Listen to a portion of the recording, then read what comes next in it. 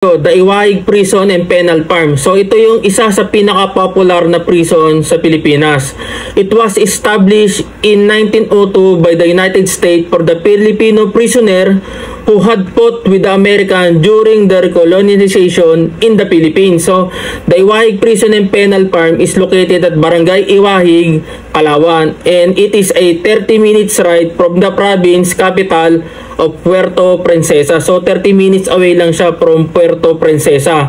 Currently, it has some 4,000 inmates. So ito, no, mas marami na siguro ngayon, no, kasi continuous nagpapadala si New Bilibid Prison Muntinlupa ng inmates sa iba-ibang kolonya natin, no. So it is part also of decongestion, no, sa New Bilibid Prison Muntinlupa. Itong si Iwahig Prison and Penal Farm, it is the largest penal colony in the Philippines, no, located in Palawan with a total land area of 41,000